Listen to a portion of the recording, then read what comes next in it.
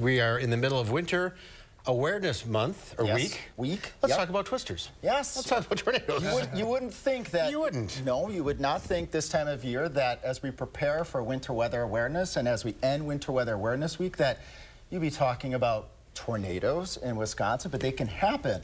In fact, you can get severe weather in every month of the year. Tornadoes, there's one month that sticks out that we haven't had tornadoes, and that's February, but that's debatable. But that means you can get tornadoes in December, and get them into January as well, and we have some history as well behind tornadoes in winter. We had a big outbreak, right? I remember, like, not too long ago, a couple years ago? Yep, 2021. So December 15, 2021, we had 10 tornadoes touch down in the state of Wisconsin. In fact, let's take a look at some of our graphics here, folks. As part of the Beyond the Barometer series, this is a derecho here.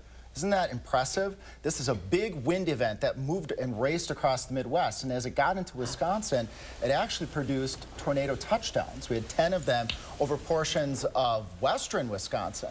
And believe it or not, this didn't happen during the daytime when you would think you would have tornadoes, right? Heat of the day? The heat of the day, whether it's summer or whether it's winter, these tornadoes actually occurred in the evening and in the overnight, which is a very scary time to have tornadoes because you can't see them often. Especially in December. Yeah, and especially in December when you're not thinking at all about the possibility of winter weather. And I actually have a couple more things here. If we go back over to Max 2, folks, and take a look at some of the graphics that we have prepared here. I know you can send us those photos, but as part of our Beyond the Barometer series, let's take a look at some of those facts here, folks. Again, those 10 tornadoes touched down. That was December 15, 2021. You could march back a couple of years before that. January of 2008, there was an EF3 tornado that raked portions of southeastern Wisconsin. I remember that.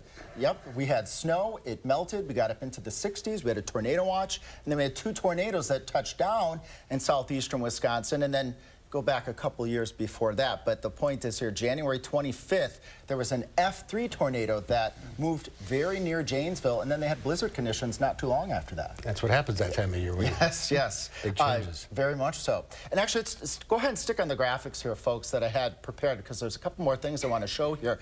This is that December 15, 2021 outbreak. Look at all the red there. 72 tornado reports from Nebraska up through Iowa. If you look in Wisconsin, out by Eau Claire, that's where they had those 10 tornado touchdowns late at nighttime. In fact, I remember my aunt giving me a call and saying, Alex, there's all this fog outside. Well, they were in the 40s. They had snow out.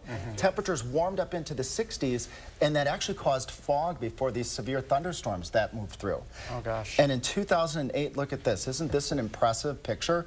Look at the tornado damage here. This is in southeast Wisconsin. Look at the debris over the lake. On ice. On ice, yes, on ice. So, folks, bottom line is here. This is a little snazzy saying that I came up with. We're in Winter Weather Awareness Week, and whenever we're talking about weather preparedness, this is the time to be aware and the time to prepare. Absolutely. Alex, thank you. You're very welcome. Interesting.